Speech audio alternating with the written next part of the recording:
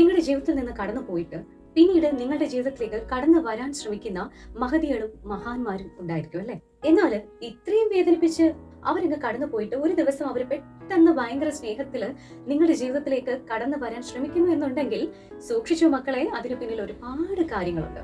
മറ്റുള്ളവർ എപ്പോഴും നമ്മളെ വില കുറച്ചവരായി കാണുന്നതും നമുക്ക് വില തരാതിരിക്കുന്നതും എന്തുകൊണ്ടാണെന്ന് അറിയാമോ? നമ്മൾക്ക് ഒരു സക്സസ് ഇല്ലാത്തത് കൊണ്ടാണ്, അല്ലെങ്കിൽ അവർ വിചാരിക്കുന്ന രീതിയിൽ നമ്മൾ വളരാത്തത് കൊണ്ടായിരിക്കും. പക്ഷെ നമ്മുടെ ജീവിതത്തിൽ ഈ പറയുന്നതിനും അപ്പുറത്തേക്ക് ഒരു സക്സസ് ഉണ്ടാവുകയാണെന്നുണ്ടെങ്കിൽ ഈ കടന്നു പോയവരെല്ലാവരും അതിനേക്കാളും വേഗത്തിൽ മടങ്ങി വരുന്ന ആ ഒരു പ്രതിഭാസം നിങ്ങൾക്ക് കാണാൻ സാധിക്കും. ഇത് ഒരു റീസൺ ആണേ. ഇനി മറ്റൊരു കാര്യം എന്താന്ന് വെച്ചാൽ, നിങ്ങൾ ഭയങ്കര ഹാപ്പി ആയിട്ടിരിക്കുകയാണല്ലേ, ഇവരൊക്കെ അതും ഇതും ഒക്കെ പറഞ്ഞിട്ട് പോയിട്ടും നിങ്ങൾക്ക് ഒരു കുലുക്കവും ഇല്ല.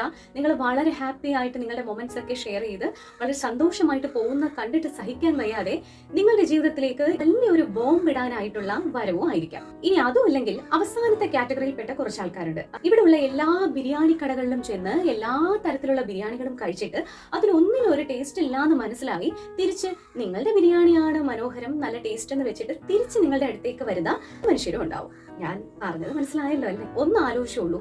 നമ്മൾ ഏതൊരു സിനിമ കാണുമ്പോഴും അതിന്റെ ക്ലൈമാക്സ് ആണ് നമ്മളെ പിടിച്ചുയർത്തുന്നതും നമ്മളെ പിടിച്ചു താഴ്ത്തുന്നതും നമ്മളെ മാറ്റിമറിക്കുന്നതും ഒക്കെ ആ സിനിമയുടെ ക്ലൈമാക്സ് ആയിരിക്കും.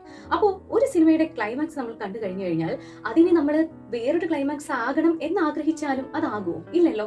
ഒരേ രീതിയിലായിരിക്കുമല്ലേ അതിന്റെ പോക്ക്.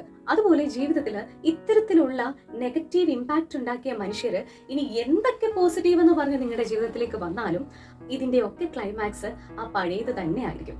വീണ്ടും നിങ്ങൾ വേദനിക്കും എന്നതിനപ്പുറത്തേക്ക് ഒരു പ്രതീക്ഷയും അവരെ കുറിച്ച് വേണ്ട. ഇറങ്ങിപ്പോയവരെ ഒരു കാരണവശാലും ഒരിക്കലും നമ്മൾ പരിഗണിക്കേണ്ട യാതൊരു ആവശ്യമില്ല. ഇനി അങ്ങനെയുള്ള മനുഷ്യരെ കാണുകയാണെങ്കിൽ ചിരിച്ചുകൊണ്ട് ഒരു സലാം പറഞ്ഞേക്കും. അതിനപ്പുറത്തേക്ക് അത് നീട്ടിക്കൊണ്ട് പോകാതിരിക്കുന്നതാണ് നിങ്ങളുടെ ആരോഗ്യത്തിനും മനഃശാന്തിക്കും നല്ലത്. അപ്പോൾ എല്ലാവർക്കും നല്ലൊരു ദിനം ആശംസിക്കുകയാണ്. മറ്റൊരു കോണ്ടന്റുമായി നമുക്ക് കാണാം മറ്റൊരു വീഡിയോയിലൂടെ.